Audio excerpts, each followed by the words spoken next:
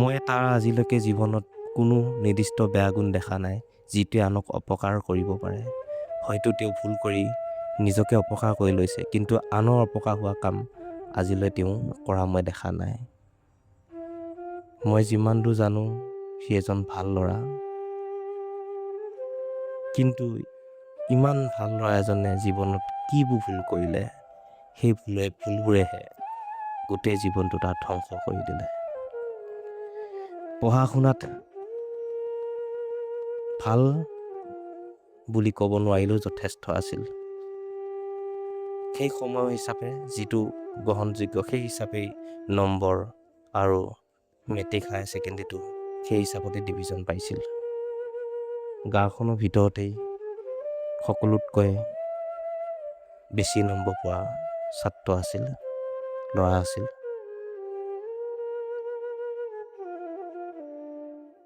সৰুকালটো আমি তেনেকৈ পাৰ কৰিলোঁ খুব কষ্টৰে।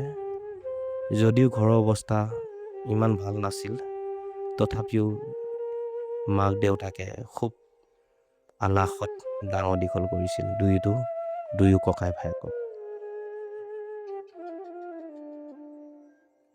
লাহে লাহে দিন বাগৰিল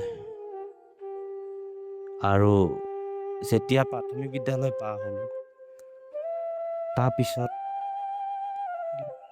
সি পঢ়িবলৈ গ'ল ঘৰৰ পৰা প্ৰায় 7 কিলোমিটাৰ দূৰৰ এখন উচ্চ মাধ্যমিক বিদ্যালয়লৈ। সৰুৰ পৰাই চাইকেল চলাবলৈ আৰম্ভ কৰিলে। সৰুৰ পৰা মানে বহুত সৰুৰ পৰা চাইকেল এখন লৈ 5 বছৰ অহা যোৱা কৰিল।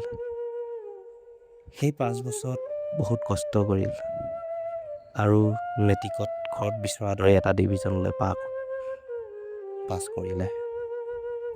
তাৰপিছতেই ঘৰৰ পৰা 16 কিলোমিটাৰ এখন দূৰৰ কলেজত তেওঁ নামভৰ্তি কৰিল।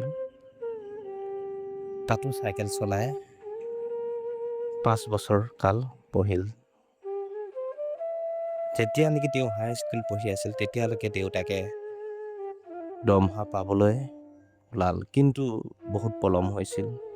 যেতিয়ালৈ দৰমহা পাইছিল দেউতাকে, তেতিয়ালৈ ঘৰখন থৰুৱা হৈ গৈছিল, যাৰ বাবে দেউতাকৰ যি দৰমহা পইচা, সেই পইচা কোনোপধ্যে ঘৰখন চলাব পৰা হোৱা নাছিল। কিন্তু এই কথা মোৰ লগৰ বন্ধুজনে তেতিয়ালৈ অনুভৱ কৰিব পৰা নাছিল, কাৰণ দেউতাকে তাক সেইখিনি অনুভৱ কৰিব দিয়া নাছিল। আৰু সি নিজেও এনে ল'ৰা আছিল যি শিক্ষকৰ ল'ৰা হৈ কোনোদিন ঘৰত বাইক এখন নিবিচাৰিলে। চাইকেলখন লৈ হাইস্কুল কলেজ 10 বছৰ ঘৰৰ পৰা 16 কিলোমিটাৰ দূৰত্বত চাইকেল চলাই অহা যোৱা কৰিল। কোনোদিন ঘৰৰ পৰা পইচা বিচাৰি নাপালে। দৰকাৰ হ'লে কলম, দৰকাৰ হ'লে বহি, কিতাপ বিচাৰিছিল, আন বস্তু ঘৰৰ পৰা বিচাৰি নাপালে। তেনেকৈ দিনবোৰ আগবাঢ়িল। দেউতাকে যদিও দৰমহা পাবলৈ ওলাল, কিন্তু আৰ্থিকভাৱে তেওঁলোকে সবল নহ'ল। গ'ল হায়াৰ ছেকেণ্ডেৰী পাছ কৰিলে। গাঁওখনৰ ভিতৰতেই সুনাম অৰ্জন কৰিল। যদিও ভাল ৰিজাল্ট বুলি ক'ব নোৱাৰি, কিন্তু যথেষ্ট বুলি ক'ব পাৰি। সেই সময়ত গাঁওখনৰ ভিতৰতেই ভাল ৰিজাল্ট কৰিছিল। BA পঢ়িলে। BAত গুৱাহাটী বিশ্ববিদ্যালয়ত কলেজৰ পৰা 6 জনৰ ভিতৰত, ডিপাৰ্টমেণ্টৰ পৰা 6 জনৰ ভিতৰত সিও এজন এডমিশ্যন ল'লে গুৱাহাটী বিশ্ববিদ্যালয়ত।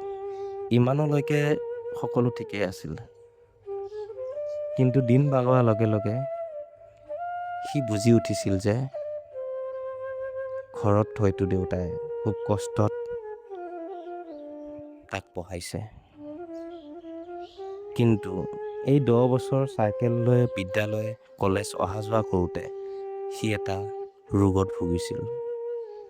ধূলি বালিত চাইকেল মাৰি অহা যোৱা কৰোঁতে তাৰ গোটেই দেহত এলাৰ্জি হৈ গৈছিল, যাৰ কাৰণে বছৰৰ 6 মাহ তেওঁ কাঢ়ি থাকিবলগীয়া হৈছিল। অলপ ঠাণ্ডা পানী, অলপ ধূলি লাগিলেই 2-3 মাহ ধৰি কাহ হ'বলৈ ধৰিছিল। এই কাহটোৰ কাৰণে খুব দুৰ্বল হৈ গৈছিলোঁ।